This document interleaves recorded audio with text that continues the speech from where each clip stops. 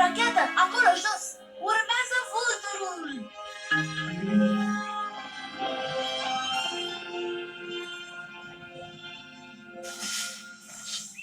Haideți! Vulturul pleșuv o să scape! Cu bagheta mea cu tot! Unde s-a dus?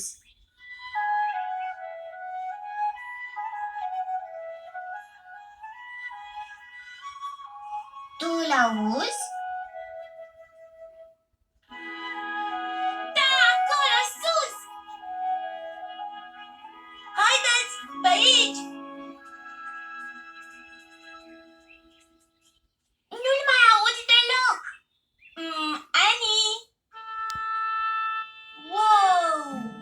Uite ce de animale! Parcă ar avea o întâlnire. Da, o întâlnire a animalelor! Chiar că sunt multe animale. Ce animal vezi? Oh, cred că acela e conducătorul lor. Ce animal e?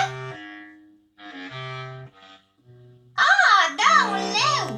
Dacă el e șeful pădurii, sigur că știe unde s-a dus vulturul.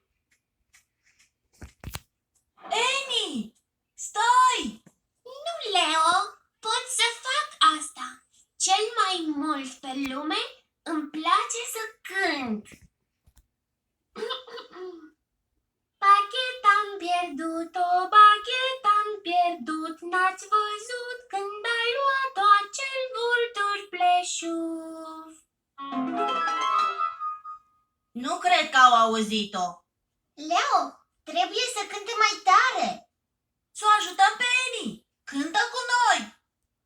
Haide, cântă mai tare. Bagheta-am pierdut-o, bagheta-am pierdut, n-ați văzut când ai luat-o acel vultur pleșuv. Au văzut vulturul pleșuv. Mulțumesc că ai cântat cu mine. Știți încotro a zburat?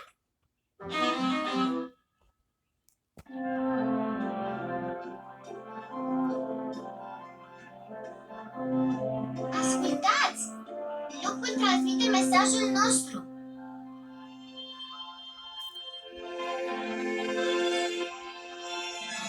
Balenele răspund.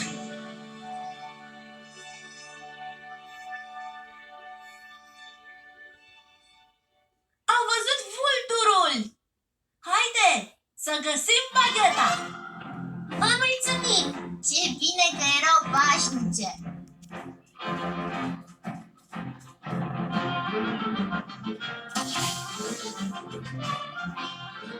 Puneți-vă centurile! Centurile sunt cuplate! E nevoie de foarte multă energie să te colăm. Mâinile pe genunchi și ține și tu ritmul. Ta, ta, ta, ta, ta, ta, ta, ta. Acum ridică mâinile.